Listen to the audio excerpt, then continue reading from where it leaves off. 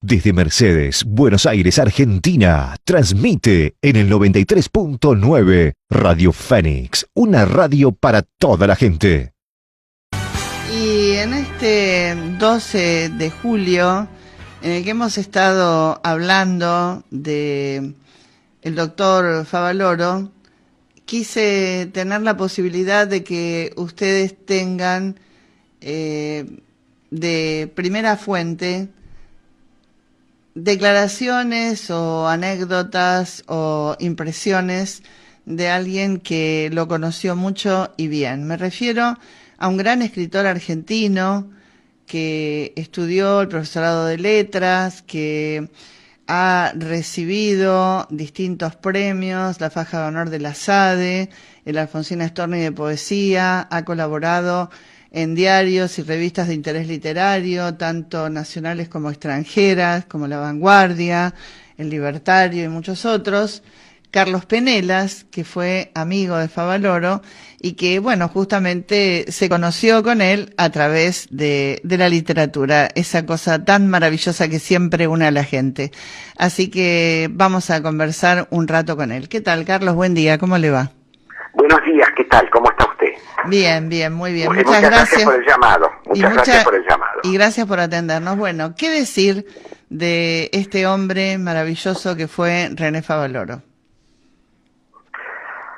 Bueno, yo ya lo dije muchas veces, he dado conferencias, he escrito libros sobre Diario Interior de René Favaloro, que se publicó ya en 2003, 2004.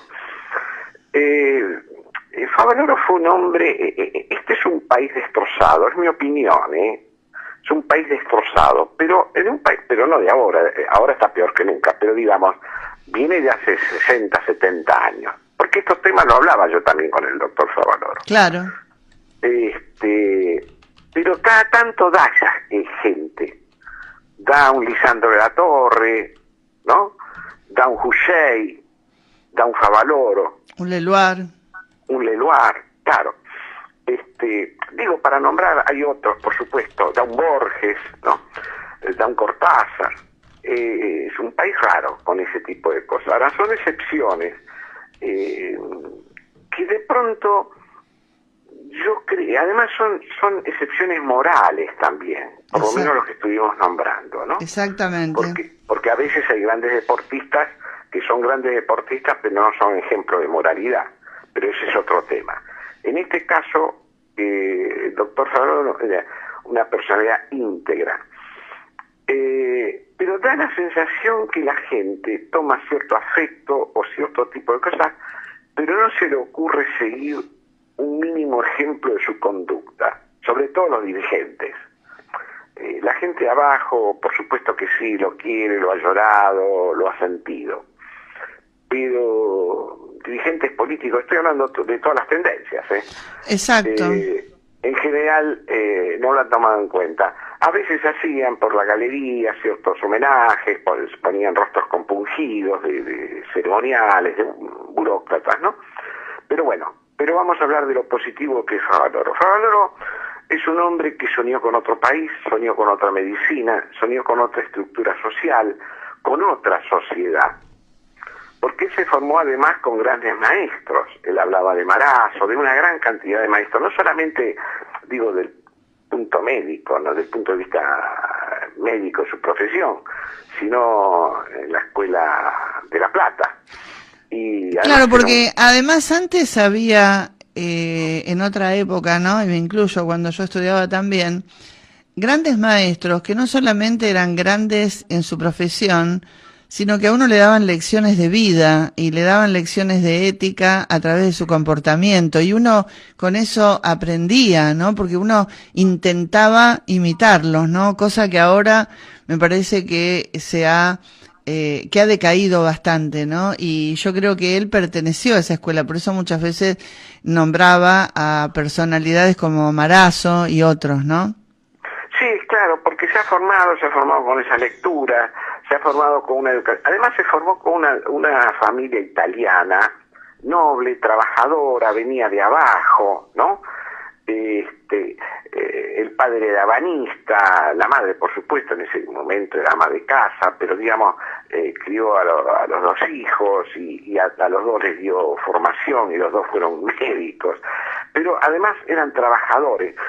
Y el padre, por ejemplo, también le enseñaba a él a trabajar en la carpintería, por eso Favaloro sabía mucho de carpintería y de trabajos manuales, más allá del bypass, ¿no? Entonces, son esos ejemplos determinados porque además era cotidiano eso. El problema incluso de Favaloro y del final es un poco porque había toda una sociedad, y esto yo creo que la gente se tendría que preguntar. Él tenía una cosa muy clara que era no aceptar, no dar una sola coima. Exacto. A ver, yo estuve 22 años con él. Yo fui jefe de relaciones públicas y amigo personal. Me traía en coche a casa, comíamos juntos muchas veces por separado. Le llevaba los boletines de mis chicos. No, me compraba factura para desayunar el otro día con los chicos, a mi mujer. Me explico lo que digo para sintetizar lo que significaba una amistad. Claro, ¿no? Una relación muy estrecha de la de ustedes. Claro, cuando yo les llevaba el boletín de los chicos, llamaba a la secretaria, mirá los boletines de los hijos de Carlos, qué bien. Es más, en una oportunidad me dijo por Emiliano, el mayor mío, que lo vio, porque yo se lo llevé un día, que lo quería conocer. Me dice, cuando terminaba el secundario, me dice, escúchame, si quieres seguir medicina, yo salgo como padrino de él. Qué bárbaro. Mi hijo ya quería seguir cine, entre paréntesis, en 20 días más estará su documental, ha hecho varios, pero bueno, pero quiero decir, ese era el grado de amistad y de afecto que había. Claro. Entonces, volviendo a lo anterior para no perdernos, decía, por supuesto, no aceptar coimas. Yo he almorzado con él porque siempre quería un testigo, eso lo aprendió mucho en Estados Unidos, siempre había un testigo determinado en ciertas almuerzos y sobre todo este tipo de cosas. Comimos con 4 o 5 capitotes del sindicalismo argentino. También hemos comido con otros no capitotes del sindicalismo, pero sí empresarios, ¿no? Él tiene palabras en su última carta muy duras para los sindicalistas, ¿no? Los llama coimeros, corruptos. Es que lo que pasaba es lo siguiente, nosotros comíamos, no quiero dar los nombres, pero eran en ese momento tipos pesados, grosos. En un restaurante, un apartado, yo era jefe de relaciones públicas, así que conseguí un apartado en un restaurante determinado. El dueño en un momento dado, que yo me acerco por un tema determinado, me dice, escúcheme, Penelas, ese piso se viene abajo. ¿Me explico? Sí. Por el peso de estos tipos, de estos 4 que había aquí, ¿no? Dice, porque los había para poder conversar tranquilo. Ahí daban de todo. Que iban a ofrecer, que el sindicato, que la cosa, que la afiliación, que por favor, doctor, no hablemos más del tema, todo eso. Yo hago breve. A los 15 días va el contador, viene a mí y me dice, escúcheme, Carlos, me dice a mí el contador. Me dicen que sí, que firman, pero el 20% para ellos. ¡Qué bárbaro! No es el 2, el 3 o el 4 o el 5, el 20. Claro. Entonces, esto era cotidiano, con empresarios lo mismo, con grandes empresarios argentinos. Yo participé de muchas esas, y pasaba exactamente igual. A ver, con los sindicalistas era más desfachatado porque eran, más primitivos, me explico lo que quiero decir. Era mucho más directo, los otros eran un poco más refinados, pero en el fondo era lo mismo. Sí, exacto, usted me entendió bien. Entonces, ¿qué es lo que ocurre? Lo que es curioso que al poco tiempo de morir Favaloro, y no digo nada, tiene todas las obras sociales. Claro. Entonces, el tema del doctor era que se equivocó de país. Yo se lo dije varias veces, Yo sé que esto molesta cuando yo lo digo, pero yo se lo dije varias veces. Usted ve un país que no existe. Él tenía una propensión de pronto, a veces a la depresión y otras veces a un optimismo que yo no entendía. Y más de una vez discutimos en el buen sentido, ¿no? Sí, sí. él tenía una mirada así, me decía, no, Carlos, vas a ver que esto, vamos a salir por esto y por lo otro y de esto. Era una lucha permanente en todo, eso desgasta. Y 15 días antes, él me lo confesó, yo estaba en el consultorio de él, porque a veces me decía, mira, me cambio y te llevo para tu casa. Entonces yo iba y bueno, conversábamos mientras se cambiaba y esas cosas. Y me dice, sí, digo, creo que tendría que haberme quedado más en Estados Unidos, haber ganado obtenido más dinero, depositarlo acá. Eso tampoco era una salida, Pero bueno.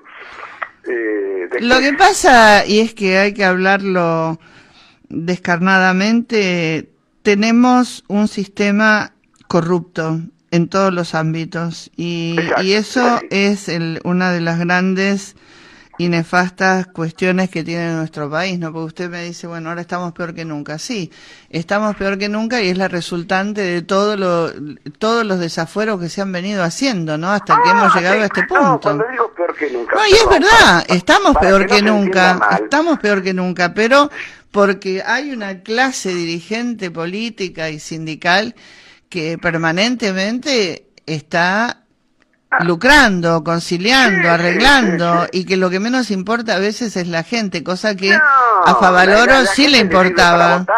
A Favaloro sí le importaba a la gente, porque ha hecho cosas impresionantes por la gente, ¿no? Yo era chico y mi papá me hablaba de la corrupción del país. No, esto viene de lejos, ya de los conservadores y después los otros. No, es lejísimo esto. Y tenemos que ir a ver si nos exageramos. Bueno, Favaloro tenía esa mirada, una mirada que de pronto era utópica, era maravillosa, porque además era un hombre que vivía... Cuando él decía a veces en ciertos programas, tengo media suela, es verdad, era arreglar, pero no era por avaricia, era porque, ¿para qué voy a comprar? No, otro tipo. Y, mire, me acuerdo en un momento dado, en un congreso, que vienen y me dicen, un sobre de una empresa determinada, con dólares. Y esto, mire, esto por la participación, usted nos convocó para el congreso. Yo lo convoqué porque yo trabajo acá y me pareció que la empresa de ustedes era la mejor. Está bien, pero esto es un reconocimiento. Digo, le digo a la persona esta, que era un gerente, digo, dónelo a la fundación, por favor. Le dije yo. Dice, no. La gran mayoría aceptó esto. Claro. Dije, discúlpenme, dónelo a la fundación. Luego voy y se lo comento a Favaloro. Doctor, mire lo que pasó, Dice, Carlos, lo sé todo. Esperaba esta respuesta tuya. Claro.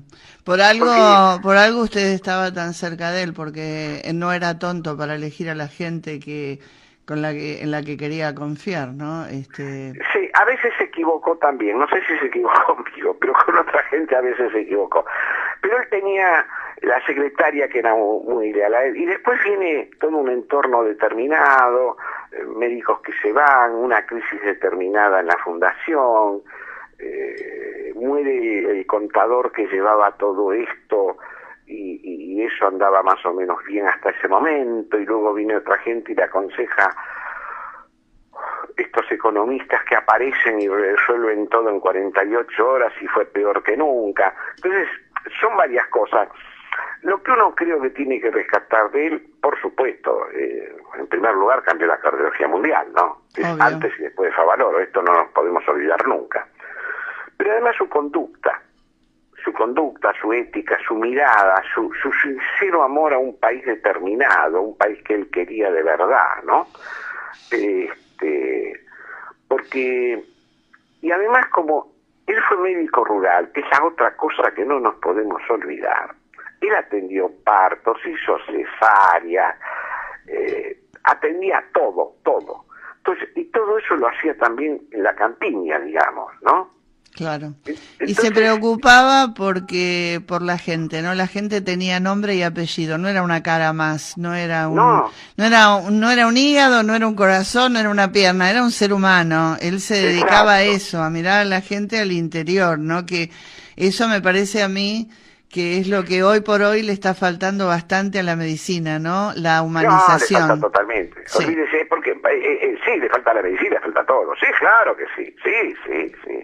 Esos médicos aparecen de vez en cuando. Entonces, la mirada del... Y por eso él también molestaba en el ambiente, ¿eh?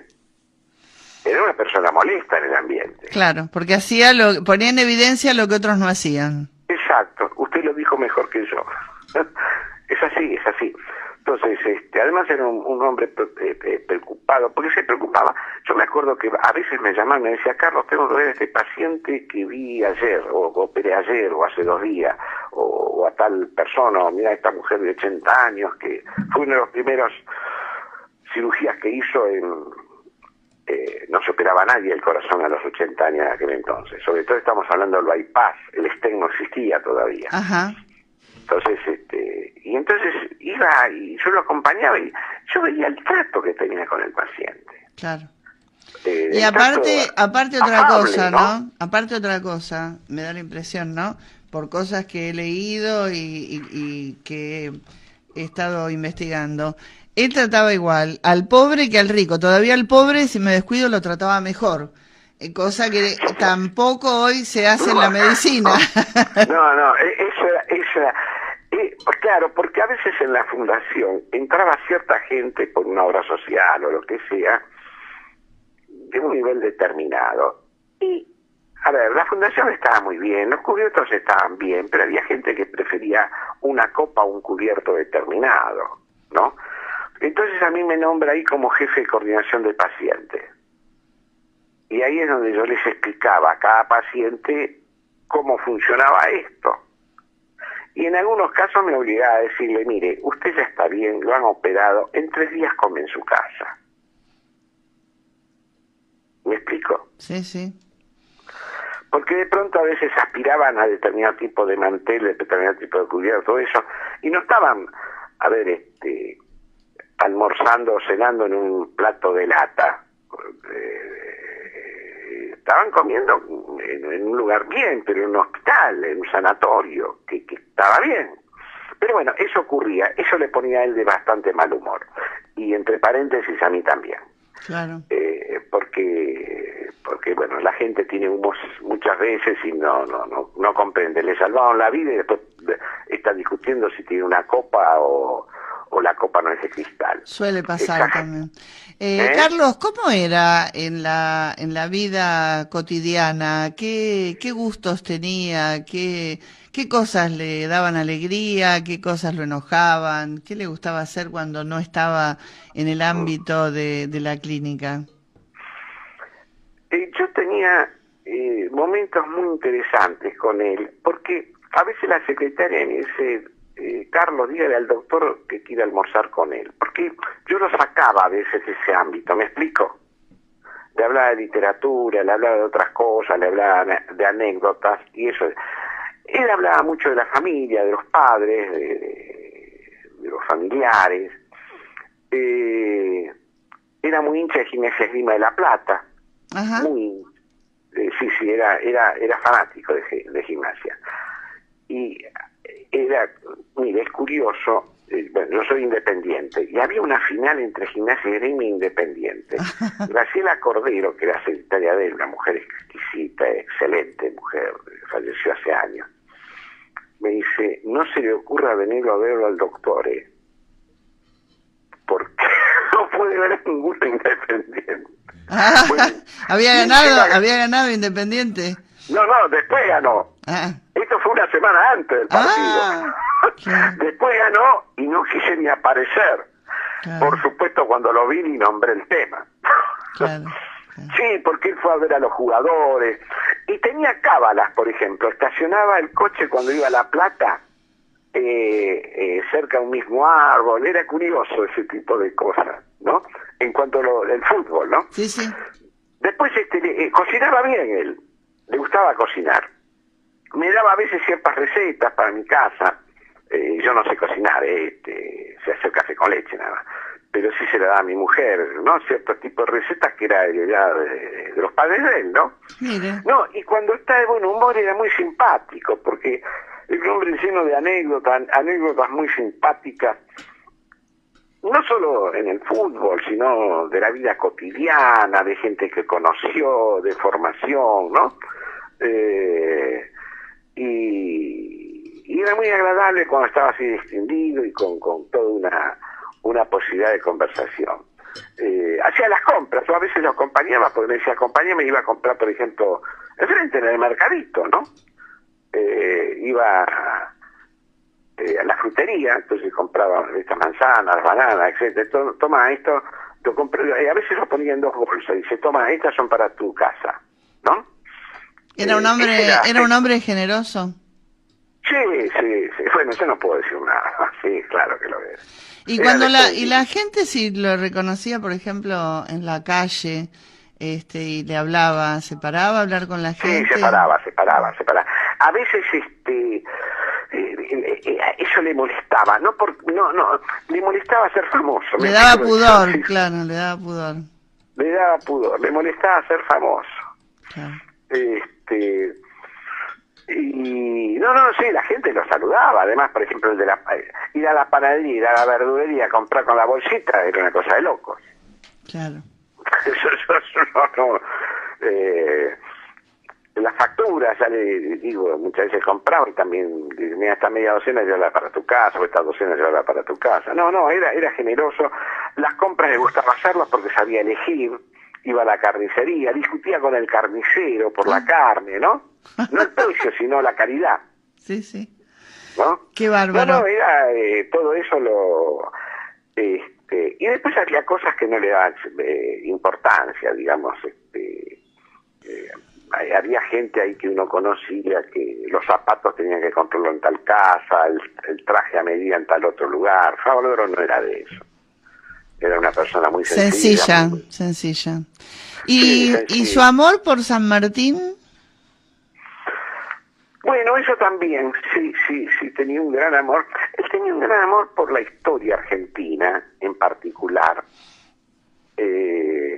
porque una de las cosas que él había hecho es haber leído mucho sobre historia, sobre todo historia argentina, ¿no? Ajá.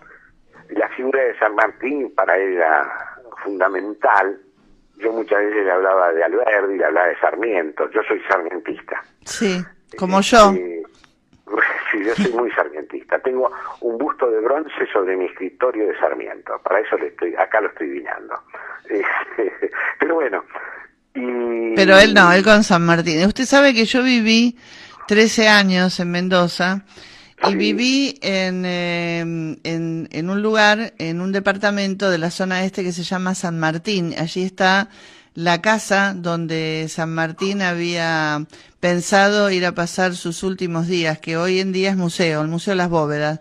Y allí, en la biblioteca del Museo Las Bóvedas, cuando yo viví en esa zona, había ido él a dar una conferencia, había muchas fotos, lo querían mucho en ese lugar en Mendoza. Me contaban que había sido una conferencia realmente magistral la que había dado, ¿no? Que parecía realmente un especialista en historia, ¿no? Porque por lo que sabía, por lo que intercambió con la gente después de la exposición, les había encantado mucho todo ese amor que, bueno, aparte los mendocinos aman mucho, sí, claro, a San Martín, ¿no? Así que había estado allí. Él no, a ver, no era una persona que buscaba biografía. Es más, yo muchas veces le conseguía biografía y dice, conseguime tal cosa. Es decir, yo ese trabajo por afuera se lo facilitaba en alguna medida. Ajá. Él no tenía tiempo de ir a bibliotecas o cosas por el estilo. Claro. Pero él los leía, no era improvisado en nada, al contrario, y sobre todo en San Martín. Era una figura para él impecable, que por supuesto lo es, ¿no? Claro. Y había leído... Sí, yo lo acompañé en varias conferencias que dio sobre San Martín, incluso acá en Capital, ¿no? En 2 o 3 lugares que dio conferencias sobre San Martín, el libro que lo presentó. Fue un libro que se vendió muy bien también. ¿Conoce usted a San Martín? Sí. Yo lo tengo acá en casa. Bueno, los libros de él los tengo todos dedicados, por supuesto. Carlos, para ir finalizando la nota, cuando él tomó esta decisión tan tremenda, tan trágica, ¿Hubo algo, algún indicio, usted que era una persona cercana a él, que a usted le causara alarma o le diera alguna pista de lo que iba a suceder, o fue algo totalmente sorpresivo para usted? No, fue sorpresivo para todos, totalmente. Yo solamente una vez, a solas, yo me había enterado que había comprado una Magnum. Ah, una Magnum, Eso, nada menos, madre de Dios. con eso se suicidó. Qué horror. Yo me había enterado de eso. Uh-huh. Y entonces me acerqué a él en voz baja, casi confidencialmente. Yo no hablaba, yo siempre hablaba con distancia con él, ¿me explico? Sí, sí, comprendo. Por una razón, a ver... Sí, de respeto. Claro, era... Pero esta vez me acerqué más y en voz baja le dije, doctor,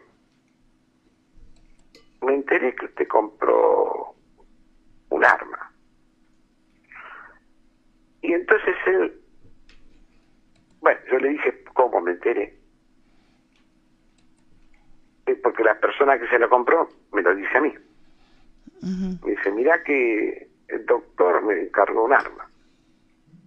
Ahí es donde me entero. Entonces yo después puedo hablar con él y me dice, mira, hay mucha violencia en la calle, robo, ya tengo mis años, me tengo que defender. Por las dudas. A mí me pareció extraño. Claro. ¿Me explico? Claro, porque no iba a ir con el arma calzado por la calle, tampoco era... No, claro. Dice, no, lo guardo en la guantera del coche por las dudas. Bueno, lo dejé ahí. A ver, me pareció una cosa extraña. Sí. Quizás porque yo no sé disparar un tiro, ¿me explico? Sí, comprendo. No tengo armas ni me interesa. Pero me pareció extraño. Y 15 días después vino lo otro. Qué bárbaro, qué bárbaro. Sí, pero... No, fue impensable. Es más, cuando me entero, yo después hablo con el doctor Masnata, que era muy amigo de él, era de la facultad, eran estudiantes juntos. Yo lo que le pregunto, le digo, doctor, ¿estaba enfermo?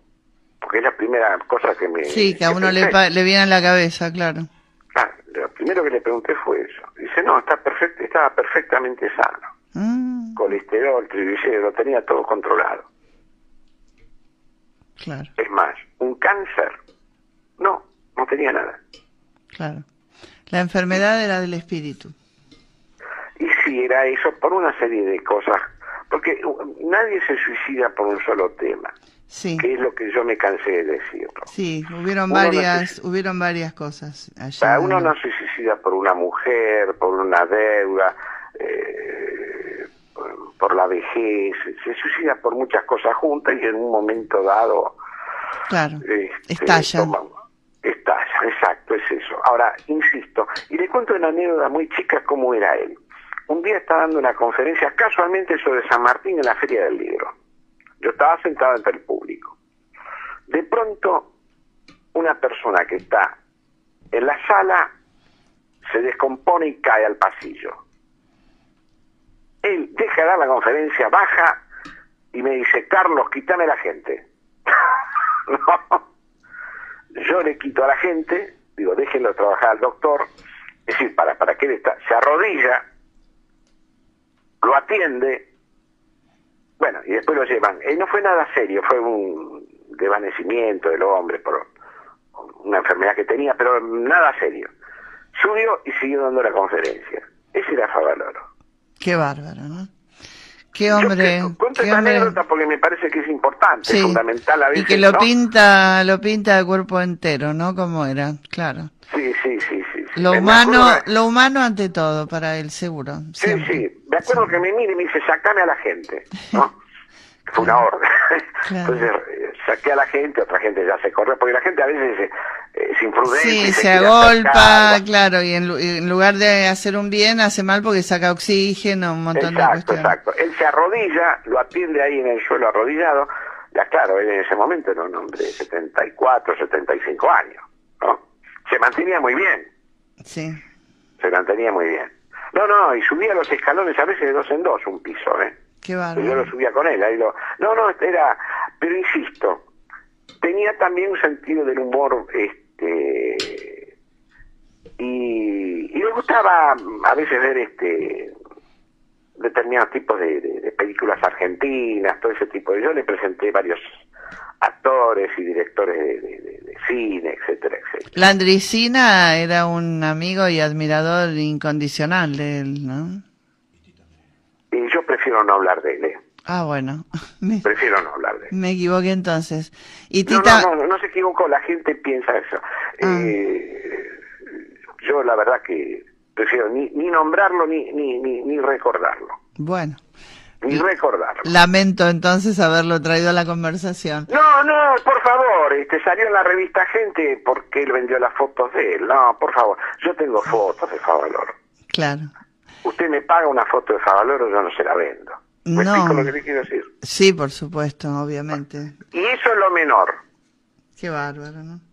Pero bueno, es otro tema. Carlos, yo le agradezco enormemente, pero lo comprometo para esta semana, para el jueves, para que hablemos de su obra, porque me parece injusto llamarlo siempre para hablar de Favaloro y no hablar de usted, que es uno de los poetas más importantes que tiene nuestro país, y que tiene cosas maravillosas y que aparte tiene muchas... tiene todas las reminiscencias con lo gallego, y yo, a pesar de mi apellido italiano, por parte de madre vengo de españoles con una abuela gallega, así que se imagina que la sangre tira, ¿no? Tira para los dos lados, tira para la bota y tira para la península. ¿Recuerda de qué lugar era su madre, su abuela? Mi abuela era de Santiago de Compostela. Ah, de Compostela. Sí, y cada vez que venía que llegaba la fiesta del santo y había alguna cuestión por televisión o algo, lloraba intensamente porque, bueno, nunca había podido volver a Santiago de Compostela. Yo en ese momento, que era chica, y como todo chico medio tonto, me enojaba con ella porque lloraba. Imagínense que yo soy porteña y vivo en Mercedes, y cuando escucho mi Buenos Aires querido se me hace un nudo en la garganta, así que imagine mi abuela pobre, ¿no? Que no volvió nunca, así que sí. Así que bueno. Con mucho gusto. Yo soy gallego por los cuatro costados. Mi padre es gallego, mi madre era gallego, mis tíos eran gallegos, mis primos, todo. Y el apellido es súper gallego, Penelas, claro. Y Penelas es gallego, hay varios lugares. Y le doy un dato y cerramos porque no quiero entretenerla. Sí. Mi padre era de Espenuca, una aldea perdida cerca de Betanzos. Betanzos de los caballeros, donde se armaban los caballeros medievales. Sí. Espenuca. Por lo tanto, yo soy el príncipe de Espenuca. ¡Qué bárbaro! Voy a hablar con un príncipe. Estoy hablando con un príncipe, mejor dicho. Príncipe de Espenuca. Busque usted por Google Príncipe de Espenuca y aparezco yo. Me autonombré, y entonces hablo del Principado. Tengo mil historias. Es una aldea chiquita, perdida, Fantástico. Bueno, pero príncipe al fin. Casas. Así que estoy con la realeza. Qué bueno, qué bueno. Sí, Carlos, sí. Un gusto enorme hablar con usted. Un beso para su esposa Rocío, que es un tesoro, que siempre nos atiende, sobre todo a Marcelo, que es quien hace las comunicaciones muy bien. El agradecido soy yo. Y gracias por haber contado este costado no tan conocido de este hombre maravilloso que todos nosotros los argentinos admiramos y que deberíamos fomentar mucho. Sarmiento, ya que usted habló de él, decía que en la escuela había que enseñarle a los chicos las biografías de los hombres grandes, porque de esa manera con el ejemplo aprendían. Creo que sería una buena costumbre que podían tomar en cuenta el Ministerio de Educación, ¿no? Mire, casualmente hace 3 meses me llamaron de un colegio secundario, tercer año, una profesora que conozco, porque nombró a Favaloro y toda la clase no tenía la menor idea de quién se trataba. Qué bárbaro. Eso es así. Claro. Pero bueno, yo le agradezco mucho, lo hemos recordado, hay que recordarlo en la mejor faceta al doctor, sí, que es su trabajo, su honestidad, su creatividad fenomenal. Y su rectitud, porque nunca nadie lo tentó con nada extraño. No, claro. No, en eso era así. Y además, el hombre que cambió la cardiología mundial. Eso hay que hablarlo, antes y después de Favaloro. Gracias, Carlos. Un beso grande. Gracias a usted, gracias a usted. Nos encontramos el jueves, si Dios quiere. Cómo no, muy amable. Hasta luego. Estuvo con nosotros Carlos Penela, escritor argentino, que durante 22 años fue estrecho colaborador de René Favaloro y que en su libro Diario Interior, René Favaloro ha retratado de manera conmovedora a este gran hombre que hoy estamos recordando, René Favaloro. Desde Mercedes, Buenos Aires, Argentina, transmite en el 93.9 Radio Fénix, una radio para toda la gente.